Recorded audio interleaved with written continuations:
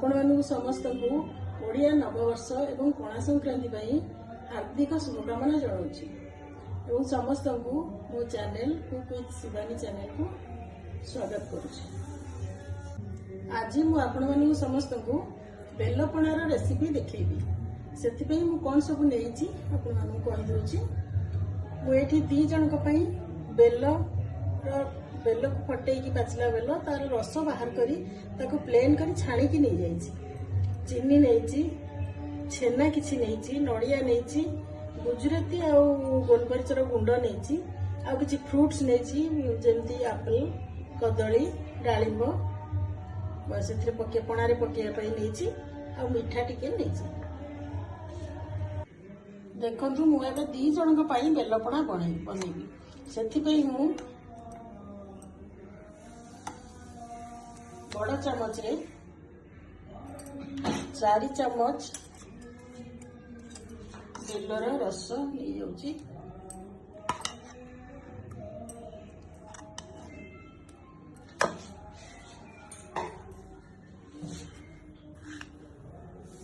चीनी चीनी आपण अनुसार देवे, जदि बेसी मीठा चाहिए बेसी चीनी देवे, ना अनुसार चीनी देवे। मुझे 1/2 लीटर छेना करी से अधा मिसाऊँगी। 1/2 लीटर क्षीर छेना प्रस्तुत करी से अधा देती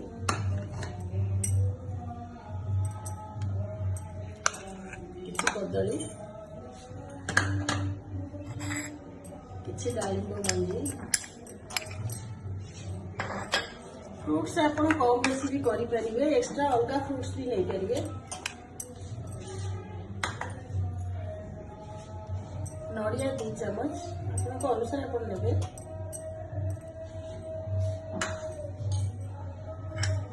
गोलमरीच गुंड छोट चामच 2 चामच में गोलमरीच और गुजराती गुंड।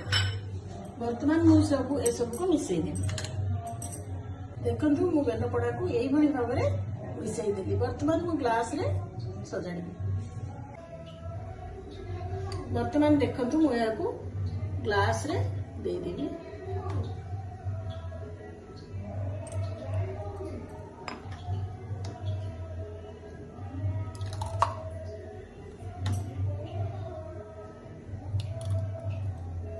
आपण मैंने छेना को पूरा मिसेबेनी, प्लेन कर मिसेबेनी, खंड खंड रखिले सेटा भल लगे। वर्तमान खंड खंड रखिले सेटा भल लगे। वर्तमान मु गुलाब जामुन 2 ग्लास ऊपर टिके देदेली सजेवा पाई।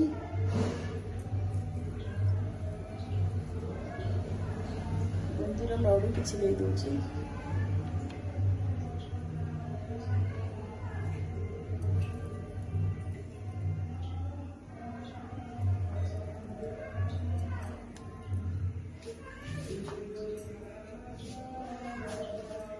टिके नड़िया दे दूची।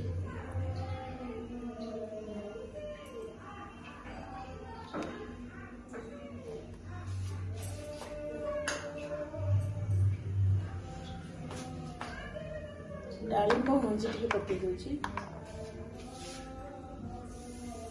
देखो एबे हमर प्रस्तुत हो गला 2 जनक बेलपणा। आपण माने बेलपणा प्रस्तुत करंतु एवं केमिति लागुची टेस्ट करी जणेबे।